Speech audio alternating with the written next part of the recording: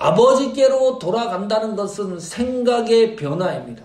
반드시 하나님께로 돌아간 사람은, 하나님이 원하시는 회개에 도달한 사람은 어떤 변화가 있느냐? 내 속에 생각이 변화가 돼요. 이 생각이 변화가 된다는 것은 순간순간마다 여러분 생각을 체크해 보십시오. 내 생각을 점검해 보십시오. 어떤 경우는요, 내 생각이 내 생각입니다. 변하지 않아요. 내 생각이 하나님의 생각이어야 되는데 내 생각이 내 생각이에요. 내 의식과 생각을 매일매일 체크해 보십시오. 내 생각이 내 생각대로 움직이면 이것은 하나님에게로 돌아간 것이 아닙니다. 아직도 내 의지가 있는 거예요. 아직도 내 생각에 머물러 있는 거예요. 내 생각이 하나님 생각으로 변화가 되었는지, 이것이 하나님께로 돌아갔는지 안 돌아갔는지를 체크할 수 있는 방법입니다. 두 번째는 언어가 변합니다. 말투가 변하고요. 바리새인과 서기관들의 언어는 어떤 거죠? 이 사람들은 도무지 변하지 않아요. 자기네는 죄가 없다는 사람들 아닙니까? 그뿐만이 아니라 나는 의롭다고 생각을 해요. 상대방을 뭘로 가지고 공격을 합니까? 기도하는 걸 가지고 공격을 해요. 금식하는 걸 가지고 공격을 해요.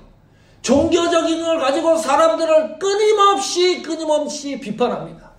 가만히 놔주질 않습니다. 흔듭니다. 끊임없이 흔들어요. 그 바리새인과 서기관들을 입술을 통해 가지고 하나님의 은혜라든지 그리스도의 자비라든지 그런 언어의 변화가 일어나지 않는다.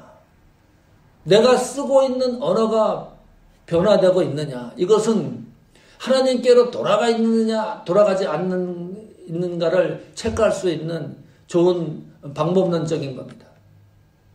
그러니까 이런 거죠. 내 언어의 습관이 상대방을 묘사하는 언어인가, 나를 묘사하는 언어인가. 상대방을 묘사하는 언어는요, 거의 다 부정적입니다. 그러나 나를 묘사하는 언어, 하나님께 회개하고 돌아간 사람은 나를 변화시키고 나를 묘사하는 언어를 많이 사용을 합니다. 어떻게 해요? 주여 나를 용서하옵소서. 저 인간을 용서하옵소서. 이게 아니고 나를 묘사하는 언어로 바뀐다니까요. 하나님 나를 용서해 주십시오. 하나님 내가 죄인입니다. 내가 부족한 사람입니다. 내가 연약한 사람입니다. 그래서 나를 긍휼히 여겨 주십시오. 나를 하나님 불쌍히 여겨 주십시오. 내가 하나님 앞에 기도할 때, 또 사람들과 대화할 때 언어가 상대방을 묘사하는 언어인지 나를 묘사하는 언어인지를 살펴보시면 내가 회개의 정도를 측정할 수가 있는 방법입니다. 바리새인과 이 서기관들은 이 말씀을 들으면서 심각해지는 거죠. 세 번째는 행동입니다. 성도는 반드시 하나님에게로 돌아가야 된다. 다시 말하면 왜 돌아가야 돼요? 돌아갈 이유가 뭡니까? 우리가 왜 회개해야 될 이유가 뭐죠? 왜 하나님에게 그리스도 안으로 돌아가야 되죠?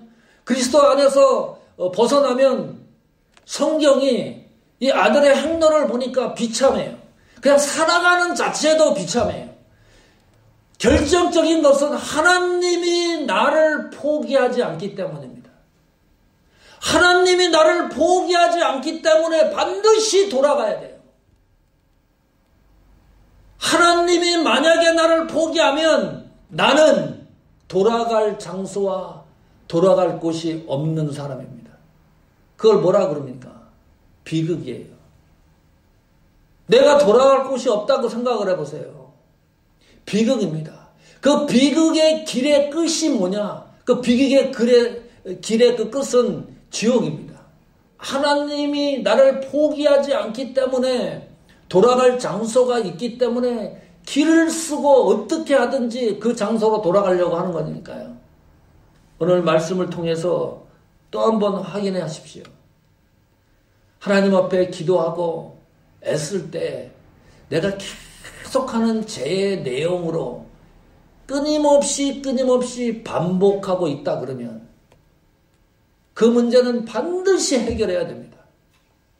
그게 하나님께 돌아가는 길입니다. 내가 하나님 앞에 곁을 벗어나서 그것이 살아가는 문제든 내 성격이든 생각이든 관계없이 그것이 하나님과 관계를 좁히는 것이 아니고 멀어지게 하는 것들이라 그런다 그러면 반드시 해결을 해야 돼요. 하나님의 아들이기 때문에 반드시 그 문제들이 해결이 되어야 된다. 우리 신앙의 고백이 뭡니까? 내가 그런 문제들을 하나님 해결을 해서 나는 이렇게 변화가 일어났습니다. 내가 이런 모습으로 변화됐습니다. 내가 이런 모습으로 살아갑니다. 이런 신앙의 유산을 만들어 나가는 우리 신앙의 여정이 되기를 축복합니다.